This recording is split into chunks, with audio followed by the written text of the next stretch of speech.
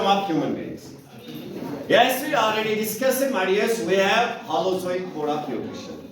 Holozoic mode of nutrition is a type of heterotrophic nutrition in which an organism consumes complex solid food and by digestion convert it into simple soluble food.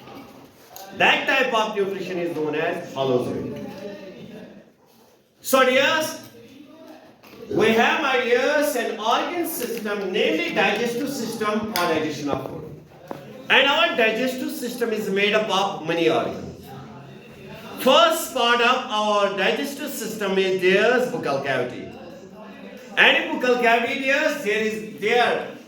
there is present tongue, muscular organ which help us to taste the food. There are present 32 teeth. We have 4 types of teeth. There we have incisors, canines, premolars and molars.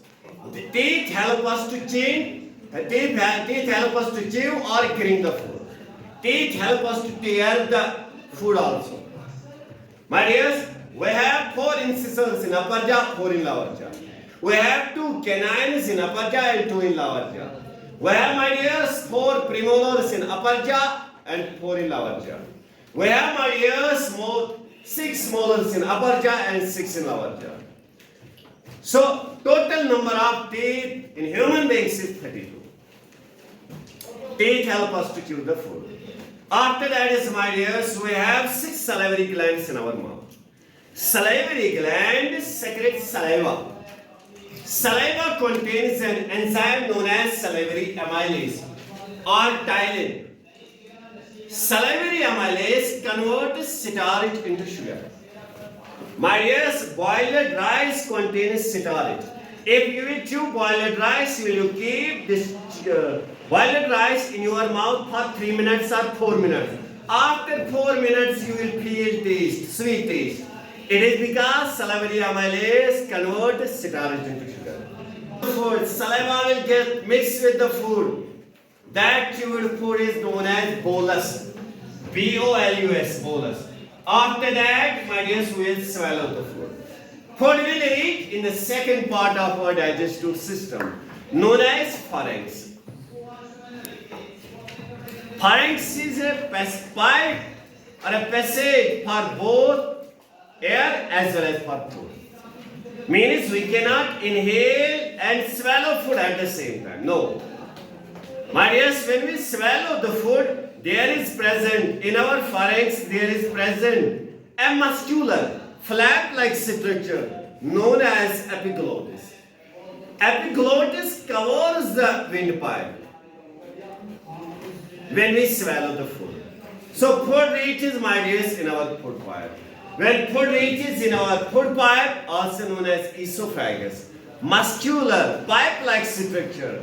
So by contraction and relaxation of muscles of esophagus, it forms a wave-like movement known as peristalsis. So yes, after esophagus, food reaches in our stomach. Stomach is the most important organ of our digestive system. It is important, it is because its stomach stores the food. Second, my dears, in stomach there is present juice known as gastric juice. Gastric juice is made up of dears HCl, mucus and pepsin. HCl makes medium of stomach acidic medium. HCl kills the bacteria present in food. And my dears, with the help of this acidic medium, HCl, pepsin works. Pepsin present in gastric juice converts proteins into amino acids. Third is there is present mucus. As we already know, HCl is very, my dears, harmful also. So dears, it is mucus which protects the stomach from HCl. So 3 things are present in our gastric juice, stomach. One is HCl, second is mucus, third is pepsin. Only enzyme present in stomach is pepsin. Yes, after that, food comes from the stomach, gets enter, my dears, in small intestine. Small intestines are 6.5 meters long. Food gets completely